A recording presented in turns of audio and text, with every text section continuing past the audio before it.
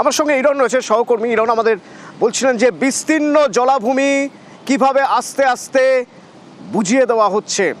নাম বলছিলেন ইরন আমাদের, বিকাশ রায়, অসীম মণ্ডল, পবন মণ্ডল, পঙ্কজ লীলা, আর বলছিল এদের পিছনে কে আছে। রাজনৈতিক আশ্রয় ছাড়া তো সম্ভব নয়। সে নাম কি নাম? সে নাম হলো বিধায়ক ফিরদৌসী বেগমের স্বামী নজরুল মণ্ডল। এরকম তুমি বলছিলে নজরুল মণ্ডলের পৃষ্ঠপোষকতায় এই কাজ হচ্ছে।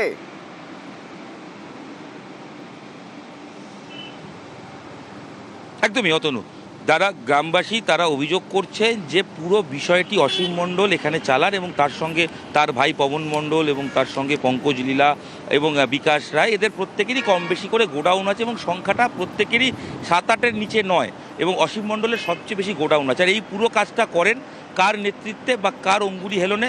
তার নাম হচ্ছে নজরুল মণ্ডল। যদিও তার কোনো গোডাউন এখানে নেই, তিনি সোনারপুর পৌরসভার ভাইস চেয়ারম্যান এবং তিনি কিন্তু স্থানীয় যে বিধায়ক ফিরদৌসী বেগম তার হাজব্যান্ড।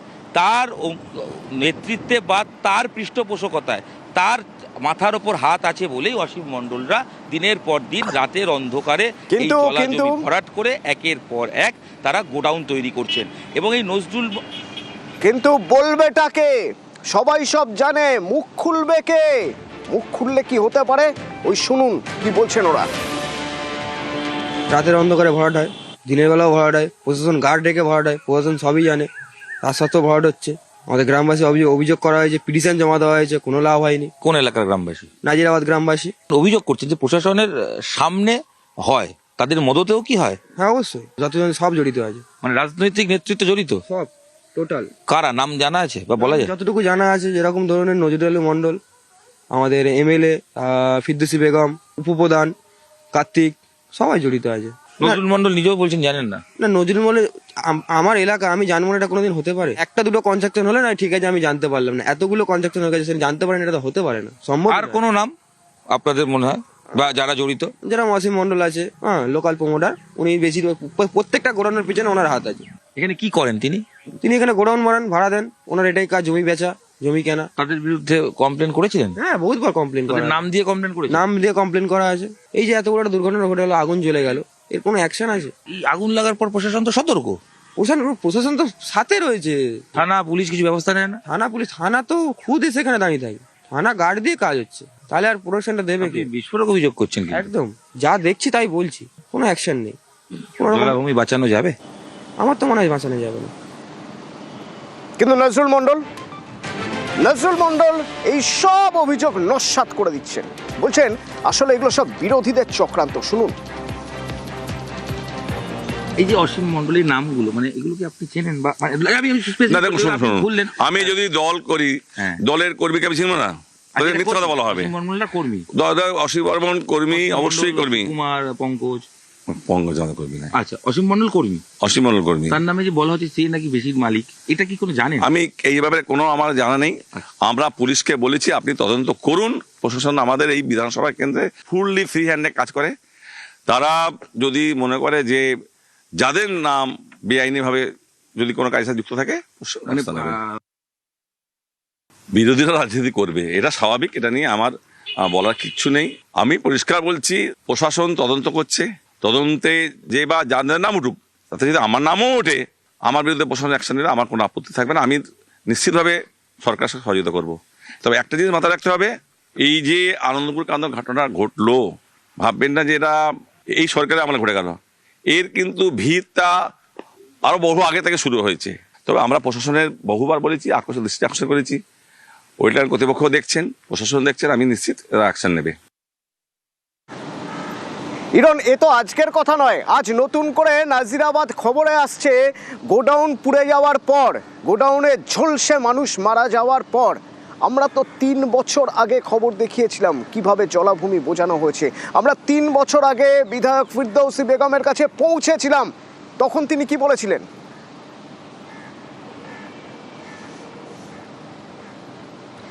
দেখো, 2021 সালে আমি যে পিটিশনগুলো দেখাচ্ছি বা এই যে কমপ্লেনগুলো হয়েছে 2021 সাল অনওয়ার্ড, এবং 2022-এ নিউজ 18 বাংলা সর্বপ্রথম যে গোডাউনগুলোতে আগুন লেগেছে সেই অঞ্চলে এসে আমরা রিপোর্টিং করি এবং তখন পরিষ্কার দেখা যায় খালের ওপর একের পর এক দোকান হয়ে গেছে, দোকানগুলো কার্যত সবকটা বেআইনি এবং গোডাউন একের পর এক তৈরি হচ্ছে। তখন স্থানীয় বিধায়ক তিনি বলেছিলেন, ফিরদৌসী বেগম বলেছিলেন, যদি তদন্ত হবে, যদি অভিযোগ জমা পড়ে নিশ্চয়ই খতিয়ে দেখা হবে। অর্থাৎ তিনি আশ্বাস দিয়েছিলেন যে দোষীরা যদি কেউ দোষী হন শাস্তি পাওয়া যাবে, তাকে শাস্তি দেওয়া হবে এবং আশ্বাস তদন্ত দিয়েছিলেন করা হবে। 2022 সালে বিধায়ক ফিরদৌসী বেগম আশ্বাস দিয়েছিলেন। কি সেই আশ্বাস? 3 বছর আগের সেই বাইট, সেই বক্তব্য শুনুন। যার নাম আসছে এফআইআর করুক, পুলিশের কাছে যাক, যে যার নাম যে কমপ্লেন আসছে আসুক, আইনি পদক্ষেপ নেওয়া হোক না, অসুবিধা নেই তো। কোনো বেআইনির সাথে আপোষ হবে না। খতিয়ে দেখার আশ্বাস দিয়েছিলেন ইরন। এখন তো জানা যাচ্ছে অভিযোগ উঠছে, স্থানীয়রা অভিযোগ করছেন, একজন দুজন নয় একাধিক মানুষ অভিযোগ করছেন ফিরদৌসী বেগমের স্বামী নজরুল মণ্ডল তিনি নাকি এই সব কিছু চালাচ্ছেন, সিন্ডিকেট চালাচ্ছেন। এখন ফিরদৌসী বেগম কি বলবেন?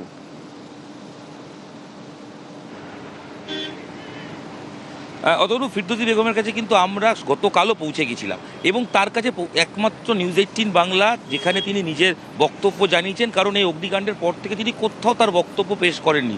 তবে তিনি বলেছেন এবং আমাদের অন ক্যামেরা যেটা জানিয়েছেন যে তাকে ছবি দেখিয়ে 2-3 বছর আগে যে আমরা এখানে কভার করেছিলাম তিনি কি বলেছিলেন সেই তথ্য প্রমাণ আমরা দেখাই এবং তারপরে কোনো যে পরিবর্তন হয়নি সেটাও দেখাই। পাশাপাশি নজরুল মণ্ডলের যে নাম উঠছে সেটাও তাকে বলা হয়। তিনি বলেন যে যদি নাম ওঠে তাহলে প্রশাসন তদন্ত করুক, প্রশাসন তদন্ত করে দেখুক। এবং তিনি এটাও দাবি করেন যে বেশ কিছু দোকান নাকি ভাঙা হয়েছে, যদিও বাস্তব ছবি হচ্ছে কোনো দোকান খালের ওপর ভাঙা হয়নি, কোনো গোডাউন ভাঙা হয়নি এবং গোডাউন একের পর এক বেড়ে গেছে। অর্থাৎ দিন যত যাচ্ছে জলাভূমি ভরাট হচ্ছে এবং নতুন করে গোডাউন তৈরি হচ্ছে। স্যাটেলাইট ইমেজ বলে দিচ্ছে 2022-এর পর থেকে 2026-এ গোডাউনের সংখ্যা বেড়েছে, দোকানপাট বেড়েছে। বিধায়ক যদিও দাবি করছেন তিনি জানতেনই না এখানে জলাভূমি ভরাট হয়। এই যে মোমো কারখানায় আগুন লেগেছে বা গোডাউন ছিল এখানে ডেকোরেটার্সের, সেটা তিনি জানতেনই না। একজন বিধায়ক তিনি জানতেন না তার এলাকার মধ্যে সোনারপুর উত্তরের বিধায়ক ফিরদৌসী বেগম তিনি জানেনই না যে তার এলাকার জলাভূমি বুঝিয়ে এতদিন ধরে গোডাউন চলছে, সেই সব গোডাউন ভাড়া দেওয়া হয়, মাসে 4 থেকে 5 লক্ষ টাকা করে নেওয়া হয় ভাড়া দিয়ে। এসব তিনি জানতেনই না। ফিরদৌসী বেগম যিনি 3 বছর আগে বলেছিলেন অভিযোগ খতিয়ে দেখবেন, আশ্বাস দিয়েছিলেন, সেই আশ্বাসই সার এখন তিনি বলছেন এসব তিনি জানেনই না। শুনুন। নামগুলো আপনি চেনেন? নামগুলো একটা দুটো চিনি তার মধ্যে, আর আপনি বললেন আমার হাজবেন্ডের নামও বলছেন। যদি বেআইনিভাবে কারখানা তৈরির ক্ষেত্রে এই নামগুলো উঠে আসে আমার মনে হয় পুলিশি তদন্ত করা উচিত। এখানে তদন্ত হোক, অবশ্যই আইনি পদক্ষেপ নেওয়া উচিত, আইনি পদক্ষেপ নেওয়া হোক। আপনারা পাচ্ছেন না দিদি, কিন্তু এই যে কারখানাগুলো যারা তৈরি করলেন দিনের আলো এবার রাতের অন্ধকারে, তারা কি করে পারমিশন পাচ্ছেন? সেই জন্যই বলছি তদন্ত হোক, এটা একটা তদন্ত হোক, কারা পাচ্ছে, কিভাবে পাচ্ছে, তাহলে পুলিশ প্রশাসন এটা দেখুক। মানে জেনে জেনে জেনে চুপ বিষয়টা নয়, কিন্তু এখানে আমরা প্রতিনিয়ত আমাদের কাছে যে তথ্য আসে বা আসে আমরা প্রশাসনের দ্বারস্থ হই। আমরা যখন 2011 থেকে এসেছি আমরা যতগুলো জলাভূমি দেখেছি আমাদের দিক থেকে যতটা দেখতে পেয়েছি, কিন্তু আমি এখনো সেই জলাভূমি ভরাট দেখিনি। আমরা তো জলাভূমিগুলো নিয়েই কাজ করছি, জলাভূমি রক্ষা করছি। বিধায়ক জানেনই না জলাভূমি বুঝিয়ে সেখানে গোডাউন হয়েছে, কিন্তু তিনি নিশ্চয়ই এটা জানেন সেই গোডাউনে আগুন লেগেছে। বিধ্বংসী আগুনের 5 দিন পার হয়ে গিয়েছে। 27 জনের নামে মিসিং ডায়েরি ছিল, সেই 27 জনেরই দেহাংশ মিলেছে। অর্থাৎ মৃত 27 জন, আগুনে ঝলসে পুড়ে 27 জনের মৃত্যু। স্বজন হারাদের হাহাকার এখন এই এলাকায় নাসিরাবাদে। অর্পণ রয়েছেন এখান থেকে সরাসরি আমার সঙ্গে। অর্পণ, মিসিং ডায়েরি ছিল 27 জনের জন্য, সেই 27 জনেরই দেহাংশ মিলেছে।